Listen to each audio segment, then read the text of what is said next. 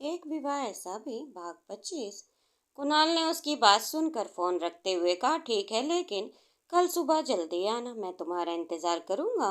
निकिता ने बहुत ही ज्यादा प्यार दिखाते हुए कहा, ज्यादा इंतजार नहीं करना होगा तुम्हें, मैं आ जाऊंगी, डोंट वरी बेबी।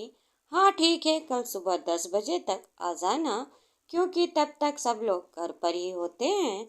इतना बोलकर कुणाल ने कॉल काट दी। निकिता ने फोन की तरफ देखते हुए कहा, ओके कुणाल। तभी उसे समझ आया कि दूसरी तरफ से कॉल डिस्कनेक्ट हो चुकी थी। अपने आप से बात करते हुए निकिता ने कहा, एकदम अचानक से क्या हो गया है? कुणाल को उसके दिमाग में शादी करने का ख्याल कैसे आ गया? मैं शादी की बात नहीं करता था उसके आगे, और पूर्वी से तलाक को भी 2-3 महीने होने वाले हैं, लेकिन अब तक उसने एक बार भी मुझसे शादी की बात नहीं की थी। क्या इसके घर पर कुछ ऐसा हुआ है? निकिता सब कुछ समझने की कोशिश कर रही थी और तभी उसने कहा, कल चली जाती हूँ कुणाल के घर और देखती हूँ आखिर वहां पर क्या हो रहा है। निकिता ये सारी बातें सोचने लगी। वहीं दूसरी तरफ पूर्वी अपने घर पहुंच गई थी। उसने अपने कपड़े वापस अपने बैग से निकालकर अलमारी में सेट किया। वह कल सुबह इंटरव्यू पर जाने के लिए काफी ज्यादा एक्साइटेड हो रही थी। उसने अपने सबसे अच्छे ड्रेस को निकालकर सामने रखा, उसकी तरफ देखते हुए बोली, बस अब कल का इंटरव्यू अच्छे से हो जाए और मुझे वहां पर परमानेंट जॉब मिल जाए, उसके बाद मैं अपनी लाइफ में सब कुछ पीछे छोड़कर आगे बढ़ूंगी। और भी इन सारी चीजों में अपना और अपने पेट पर पल रहे बच्चे का ख्याल रखना बिल्कुल नहीं भूली। उसे रात का खाना बनाया। खाना खाकर वह जल्दी सो गई, क्योंकि उसे सुबह जल्दी उठना था और वो अपने इंटरव्यू पर लेट नहीं होना चाहती थी। उसने रात को ही अलार्म सेट कर लिया था और सुबह अलार्म बजते ही तुरंत उसकी आंखें खुल गई। वो फटाफट रेडी होकर बिल्कुल टाइम पर कंपनी में पहुंची। पूर्वी अच्छे से अपना इंटरव्यू दिया। कंपनी के ओनर ने पूर्वी की तरफ देखते हुए कहा, वैसे मानना पड़ेगा मिस पूर्वी, आपके डिजाइन एक से बढ़कर एक हैं। मुझे कुछ समझ नहीं आ रहा, अभी तक हमारी कंपनी आपके डिजाइन को रिजेक्ट क्यों कर रही थी? मुझे आपके सारे डिजाइन्स बहुत पसंद आए। अगर आप चाहें तो हम अपने पुराने डिजाइन्स भी दिखा सकती हैं। पूर्वी ने जैसे ही ये बात सुनी, वो खुश होते हुए बोली, जरूर सर, मैं आपको अपने सारे डिजाइन्स मेल कर दूंगी। पूर्वी ये बात कहकर उठ खड़ी हो गई। तभी कंपनी के ओनर ने कहा, एक मिनट, अभी हमने सैलरी की बात तो की ही नहीं, आप कहाँ जा रही हैं? पूर्वी चलते चलते रुक गई। ओनर ने पूर्वी के सामने एक एग्रीमेंट रखते हुए कहा, यह आपका 1 साल का एग्रीमेंट है। अगर आप हमारे साथ काम करती हैं तो जब हम इस एग्रीमेंट को दोबारा रिन्यू कराएंगे तो हम आपको सैलरी डबल कर देंगे और आपके जितने भी डिजाइन्स की ज्वेलरी बनेगी उसका 30% शेयर हम आपको देंगे। ये बात सुनकर पूर्वी खुश हो गई और उसने तुरंत एग्रीमेंट को पढ़कर उसमें साइन कर दिया। तभी ओनर ने पूर्वी को एक चेक देते हुए कहा, ये रहा आपका एडवांस। पूर्वी ने जैसे ही चेक उठाकर देखा, 2 लाख का एडवांस चेक था। पूर्वी की आंखें भर आई। उसने उनका धन्यवाद करते हुए कहा, thank you so much sir, मैं अपनी पूरी लगन के साथ काम करूंगी और आगे भी इससे अच्छे अच्छे डिजाइन्स बनाकर देती रहूंगी। आई होप आपको मेरे वो डिजाइन पसंद आएंगे। पूर्वी इतना बोलकर उठ खड़ी हुई और वहां से बाहर निकली। उसने ऑटो में बैठकर सबसे पहले अपनी दादी को फोन किया और उन्हें पूरी बात बताकर खुश हुई। दादी ने पूर्वी को शाबाशी देते हुए कहा, शाबाश बेटा, मुझे तुम्हारी बातें सुनकर बहुत अच्छा लग रहा है और तुम्हें इस तरह सफलता के करीब जाते देखकर मैं बहुत खुश हूँ। बस आगे भी मेरी बच्ची इसी तरह से मुस्कुराती रहे। पूर्वी ने उनकी बात सुनकर मुस्कुराते हुए कहा, बिल्कुल दादी, और अब मैं घर पहुंचने वाली हूँ, मैं आपसे बाद में बात करती हूँ। इतना बोलकर पूर्वी ने कॉल काट कर दी और वह सीधे अपने घर पहुंच गई। वहीं दादी एक गहरी सांस लेते हुए कहा, चलो कम से कम मेरी एक बच्ची तो सही राह पर चल रही है और कुणाल पता नहीं किस राह पर जा रहा है। मुझे तो उसके लिए अब बहुत डर लग रहा है। पता नहीं उस निकिता का भूत कब उतरेगा कुणाल के सर से। दादी कुणाल के बारे में ये सब सोच ही रही थी कि तभी बाहर से कुणाल की माँ की तेज आवाज में चिल्लाने की आवाज आई। कौन हो तुम और इस तरह से घर के अंदर कैसे आ रही हो? उनकी तेज आवाज सुनकर दादी भी अपने कमरे से बाहर निकल कर आई और उन्होंने देखा कि वहां सामने निकिता खड़ी थी।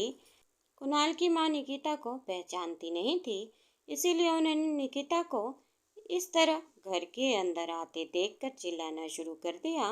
कुणाल की माँ इस तरह चिल्लाने की आवाज़ सुनकर दादी की बात रॉकी की माँ भी अपने कमरे से बाहर निकल कर आए। निकिता ने कुणाल की माँ की तरफ देखते हुए कहा, आंटी मैं निकिता हूँ। कुणाल की माँ ने उसे घूरते हुए देखकर कहा, कौन निकिता? निकिता इधर उधर देख रही थी, उसे कुणाल कहीं नजर नहीं आ रहा था। उसने धीमी आवाज में बुदबुदाते हुए कहा, अब इस बुढ़िया को क्या बताऊं, ये तो मुझे पहचान नहीं रही। अब अगर कुणाल की गर्लफ्रेंड बोलूंगी तो अच्छा नहीं लगेगा। और ये कुणाल कहाँ है? पूरा खानदान कमरे से बाहर निकल कर आ गया, लेकिन कुणाल के कानों में तो जैसे आवाज न गई हो। निकिता मन ही मन इतना बोलकर इधर उधर देख रही थी। तभी कुणाल की माँ ने पूछा, इधर उधर क्या देख रही हो? जवाब दो मेरी बातों का। उन सब की आवाज़ें सुनकर कुणाल भी सीढ़ियों से तेजी से उतरता हुआ आया और उसने अपनी माँ की तरफ देखते हुए कहा, मॉम यही तो है निकिता। कुणाल की माँ जैसे ये बात सुनी, कुणाल तुरंत निकिता के बगल में गया और उसने निकिता के हाथ को पकड़ते हुए कहा, आप चिल्ला क्यों रही हैं मॉम? यही तो है निकिता, मैंने आपसे बताया था ना कि आज वो आ रही है। निकिता अब तक तो वहीं पर चुपचाप खड़ी थी। कुणाल को आते देखकर उसने राहत की सांस ली और फिर निकिता ने कुणाल की तरफ देखते हुए कहा, कहाँ थे तुम? मैंने तुम्हें कॉल किया था ना कि मैं तुम्हारे घर पहुंच गई हूँ। और निकिता बोल ही रही थी कि कुणाल ने उसके हाथ को कसकर पकड़ते हुए कहा, हाँ मैं बस अपने रूम में था और आओ मैं तुम्हें मॉम से मिलवाता हूँ। इतना बोलकर वो अपनी माँ के पास गया और उसने निकिता को इंट्रोड्यूस कराया। निकिता वहीं पर चुपचाप खड़ी हुई थी और कुणाल की माँ उसे घूरते हुए देखने लगी, क्योंकि निकिता ने ना तो उसे नमस्ते किया था ना ही उनके पैर छूकर आशीर्वाद ले रही थी। वह बिल्कुल नॉर्मल की तरह खड़ी थी, जिसे देखकर उसकी माँ निकिता को अजीब नजरों से घूरने लगी। अब तक दादी भी वहां पर आई और उन्होंने तेज आवाज में कहा, तुम्हारे घर वालों ने तुम्हें बड़ों के पैर छूकर आशीर्वाद लेना भी नहीं सिखाया क्या? जैसे ही निकिता ने ये बात सुनी, वो जल्दी से कुणाल की माँ के पैर छूने लगी और कुणाल की माँ 2 कदम पीछे हट गई।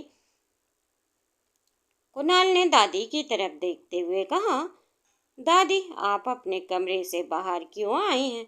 मैं निकिता को मिलवाने के लिए आपके रूम में आ रहा था। दादी ने तेज आवाज में चिल्लाते हुए कहा, खबरदार अगर तुम इस लड़की को मेरे कमरे में लेकर भी आए, ऐसी किसी बाहरी इंसान को मेरे कमरे में लेकर आने की जरूरत नहीं है। और कुणाल मैंने पहले जो बात कही थी, मैं अब भी अपनी बात पर टिकी हुई हूँ।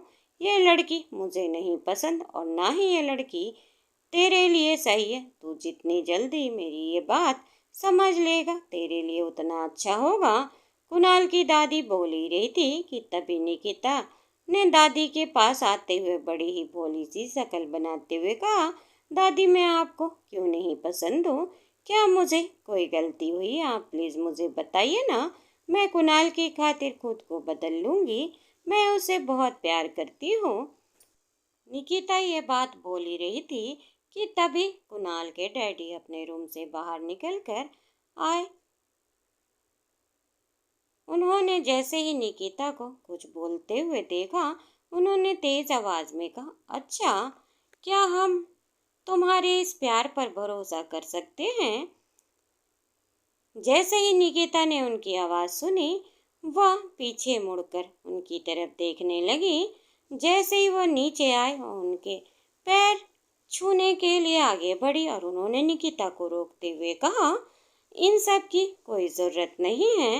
वो मुझे बस इतना बता, क्या तुम सच में मेरे बेटे से प्यार करती हो? उसके नाम और फेम से नहीं। जैसे ही निकिता ने उनकी बात सुनी, वह बिल्कुल चुप हो गई और उसने अपने मन में कहा, ये बुढ़ा तो सीधे बात कर रहा है। अब बिना बात घुमाए फिराए अब मैं इस बात का जवाब कैसे दूं? सीधा बोलूंगी तो कौन सा इसे मेरी बात पर भरोसा होगा? कुणाल निकिता के बगल में आकर खड़ा हुआ। वह अपने डैड की बात पर कुछ बोलने ही जा रहा था कि तभी कुणाल के पिता ने कुणाल को रोकते हुए कहा, एक मिनट कुणाल, मैं तुमसे नहीं इस लड़की से बात कर रहा हूँ।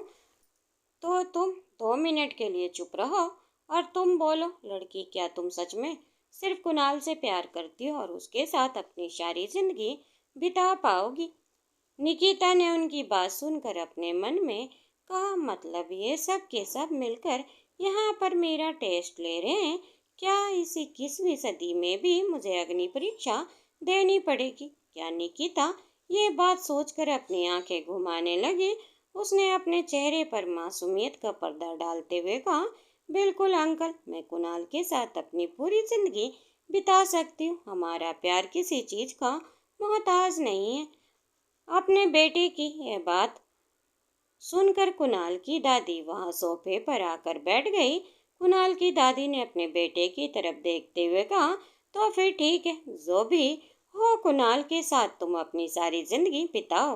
अगर तुम्हारा प्यार किसी चीज का मोहताज नहीं है तो तुम्हें कुणाल के साथ रहना होगा, लेकिन यहाँ इस हवेली में नहीं, उसके साथ कहीं और, जहाँ भी वो तुम्हें लेकर जाए। जैसे ही निकिता ने ये बात सुनी, वह हैरानी से दादी की तरफ देखने लगी।